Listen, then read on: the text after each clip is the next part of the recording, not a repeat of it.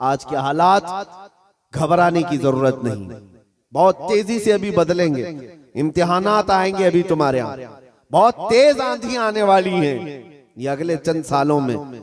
आंधियों से मुराद सिर्फ यही हवाओं की आंधियां मत समझो, कुफ्र और शिर्क की आंधियां, जुल्म और सितम की आंधियां, और दिन दहाड़े जो मुसलमानों का कत्लेआम है ये बढ़ता जाएगा। मैं हदीस की रोशनी में बता रहा हूं, हदीस की रोशनी में बता रहा हूं, बढ़ता जाएगा। तुम्हारा इम्तिहान है। अभी तो खाली चिट्ठी दिखा करके लोगों को लुभाने वाले बाबा आए हुए हैं कि तुमने क्या खाया, तुम घर में क्या करके आए, चिट्ठी दिखा देंगे। अभी तो दज्जाल को आना बाकी है। दज्जाल आएगा, वो तो तुम्हें बारिश बरसा कर दिखाएगा, मरे हुए आदमी को जिंदा करके दिखाएगा। इतने बड़े इम्तिहानात होना बाकी है। उस जमाने में तुम्हारा क्या होगा, तुम किस तरह से जिंदगी गुजारोगे? एक इलाज में बताऊं, हर जमाना चाहे जैसी भी सख्तियों वाला आए, कल को अगर फसादात भड़का दिए जाएं, तुम्हारे सामने तुम्हारे बच्चे ज़बा कर दिए जाएं, तुम्हारे सामने तुम्हारी औरतों के दुपट्टे छीन लिए जाएंगे, कुरान पाक को जलाने की कोशिशें होंगी, मस्जिदों के मीनार और गुंबद खत्म कर दिए जाएंगे, ये सारे हालात बढ़ते जाएंगे। तो क्या तुम इन तूफानों से घबरा कर ये फैसला कर लोगे कि जब तक मैं इस दीन में रहूंगा रोजाना एक मुसीबत को झेलना पड़ेगा, अच्छा है इनकी ही जय जय करूं जैसे कुछ चले गए? तो मेरे अजीजों, अगर तुम्हारा कदम जरा बराबर डगमगा गया तो फिर आज ही से तय कर लो कि तुम ईमान में आए नहीं थे, मुनाफिकत में थे, निफाक था। जिसका ईमान है वो उन आंधियों में एक ही सहारे के साथ जिंदा रहेगा। एक ही सहारा, छोड़ो, कोई कायद नहीं मिलने वाला है, मुश्किल है। रहनुमा, कायद, जमात, पार्टी, निगरान, सिपह सालार, ये सब एक तरफ रखो। उन हालात में तुम हर तरफ देखते रहोगे जिसको आला हजरत ने फरमाया है, साथी साथी कह के पुकारो, साथी हो तो जवाब आए, फिर झुंझलाकर सर दे पटखो, चल रहे मौला वाली है। हालात ऐसे आएंगे कि तुम साथी साथी कहकर पुकारते रहो, मदद के लिए कोई नहीं आने वाला है। उस जमाने में एक ही सहारा होगा। फरमाया बुजुर्गों ने कि जिसके सीने में मेरे मुस्तफा की मोहब्बत होगी, उन आंधियों से वो टकरा करके भी साबित कदम रहेगा, वो साबित कदम रहेगा। हर आने वाली आंधी का रुख मोड़ देगा। कत्ल बहुत सारे हो जाएंगे, इम्तिहानात बहुत सारे हो जाएंगे, लेकिन नबी पाक सल्लल्लाहु तआला अलैहि वसल्लम का सच्चा शहदाई और सच्चा वफादार उन आंधियों को फेस करेगा, मुकाबला करेगा, और अल्लाह की मदद आएगी। अल्लाह की मदद आएगी। अल्लाह की जो सबसे बड़ी मदद आनी है, इंतजार है सबको। हालात बदलने चाहिए। सुनो, एक बशारत में देता हूं, ये शेर यूं ही मैं नहीं सुनाता। कुछ देर की खामोशी है फिर शोर आएगा, कुछ देर की खामोशी है फिर शोर आएगा। आज कुत्तों का वक्त है, कल हमारा दौर आए। ये यूं ही नहीं कहता, यूं ही नहीं कहता। अल्लाह की सबसे बड़ी मदद जो आने वाली है वो करीब है, करीब है, करीब है। वो किस तरह से आएगी? अन करीब मदीने तैयबा से इमाम मेहदी का ज़हूर होगा, और इमाम मेहदी आएंगे खाने काबा के पास, और उस वक्त अख्ताब, औताद, अब्दाल, औलिया उनके हाथ पर बैत करेंगे, फिर वो निकलेंगे और फिर मुल्क शाम आएंगे। तो इमाम मेहदी का जमाना करीब है। मेरे मुस्तफा की हदीसों का मफहूम मैं आपके सामने रख रहा हूं कि जब वो दौर आएगा पूरी दुनिया में सिवाय इस्लाम के कुछ नहीं होगा। आपने अभी शायर से सुना, इस्लाम था, इस्लाम है, इस्लाम हाँ सिर्फ तुम्हारे गांव में नहीं रहेगा, इंशाअल्लाह अमेरिका में भी रहेगा, यूरोप में भी रहेगा, अफ्रीका में भी रहेगा, और जितने चीखते चिल्लाते उनकी गर्दन पे भी रहेगा। हाँ याद रखो, इस्लाम था, इस्लाम है, इस्लाम है। इसीलिए मैंने चंद सालों पहले कहा था, कुछ लोगों को तीखी लगती है बात, कड़वी लगती है, कि मस्जिद तोड़कर अपना माबद बनाना है, मस्जिद को खत्म कर दिया, शहीद कर दिया। भाई हुकूमत तुम्हारे पास, ताकत तुम्हारे पास, कोर्ट तुम्हारे पास, वकील तुम्हारे पास, बना लो। बड़े जोर शोर से सब बना रहे। हमसे एक इंटरव्यू वाले ने पूछा आप इस पर क्या कहते हैं? हमने सिर्फ इतना ही कहा कि बनाने के लिए कहो लेकिन थोड़ा किबला देखकर बना लेना। अच्छा है भाई, किबला देखकर बना लेना। ये क्यों कहा? क्योंकि हमें पता है मेरे मुस्तफा ने फरमाया एक दौर आएगा जब हर दीवार से आवाज आएगी अल्लाहु अकबर, हर जगह से अल्लाहु अकबर की आवाज गूंजेगी। मेरे अजीजों, मायूस ना हो। आज के इन हालात से जो नौजवान मायूस होकर सरासीमगी के शिकार हो जाते हैं, मुझे उनसे शिकायत है। आज भी तुम्हारे पास वही जज्बा है, हमें पता है। अगरचे बिखरी हुई ये कौम है लेकिन बड़ी बड़ी ताकतें तुमसे खौफजदा हैं। डरती क्यों है? गरीब मुसलमान देहात में रहते हैं, कामकाज नहीं है, इनके पास तो जायदादें नहीं, इनके पास नौकरियां नहीं, इनके पास फौज नहीं, लेकिन मीडिया की जीनत तुम ही तो हो। कितने चैनल ऐसे हैं जिनमें हमारा नाम लिए बगैर तो दुकान नहीं चलती।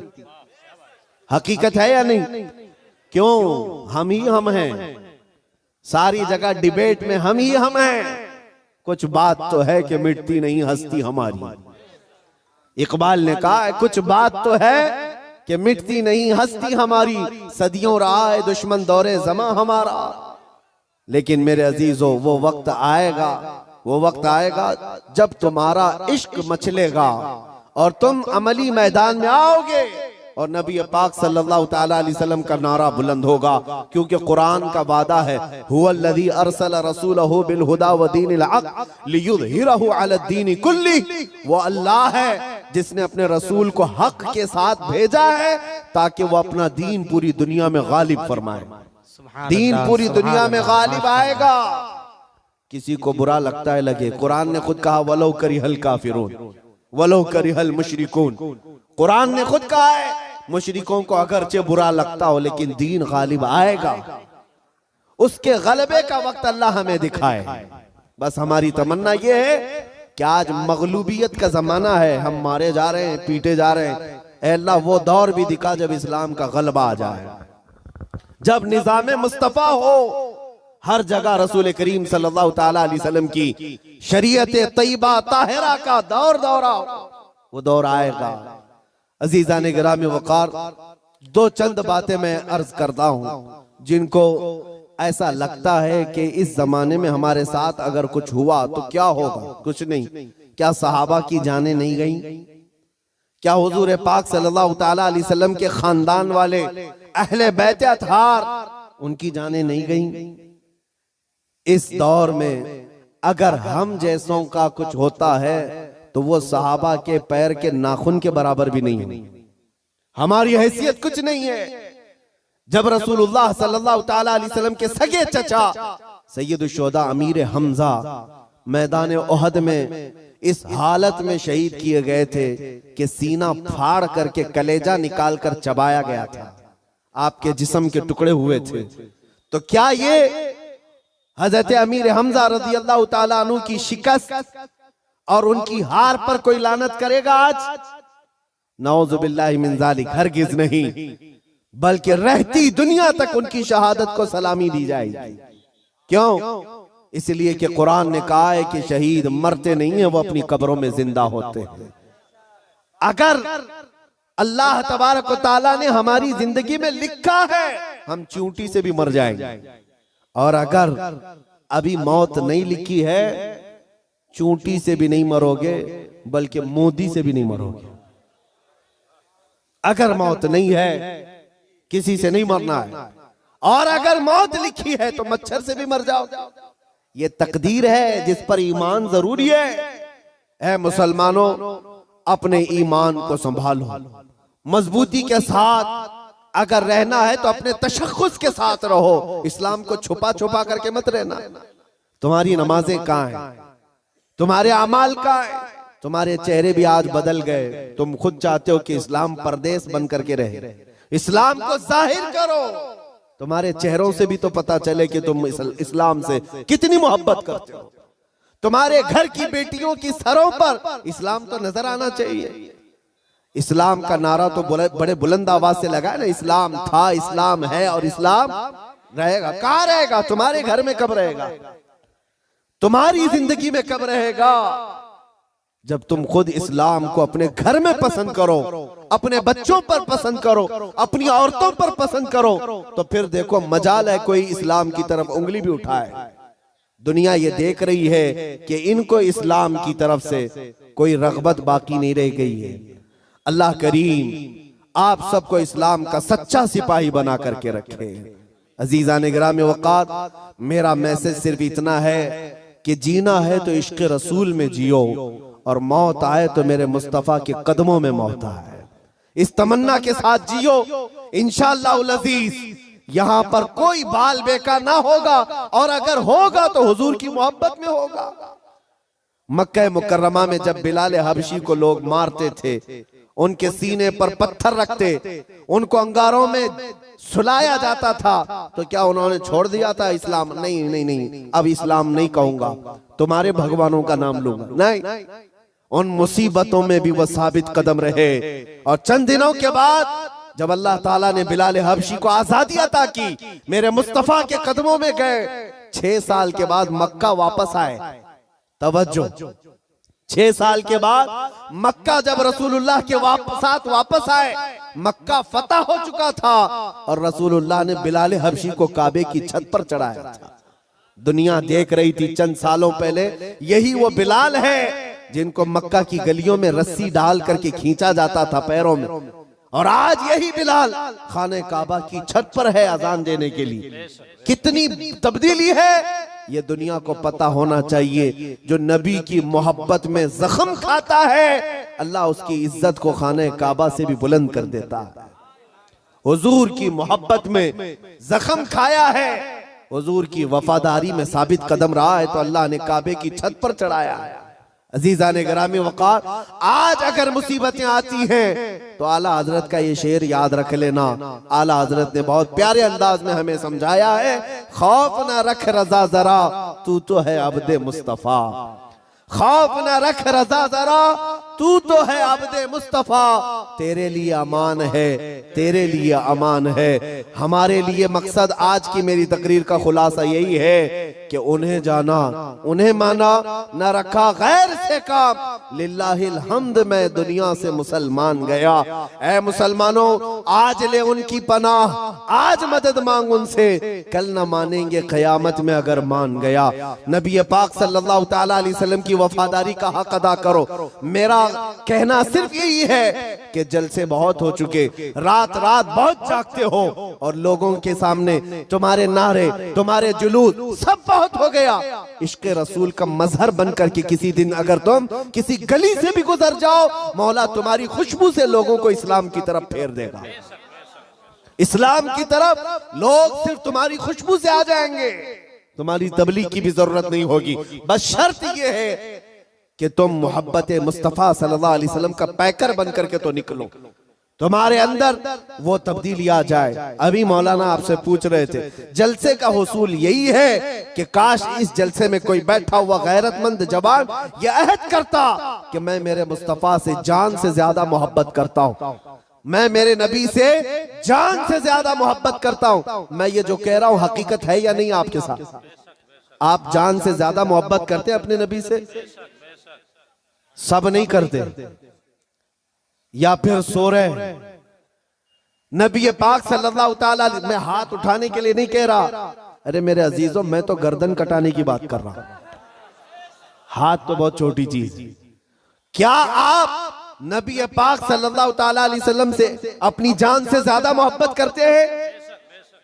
अगर हुजूर से जान से ज्यादा मोहब्बत है तो कोई जवान यह अहद करता, मेरे नबी को नशा पसंद नहीं था, मैं कभी नशे के करीब नहीं जाऊंगा।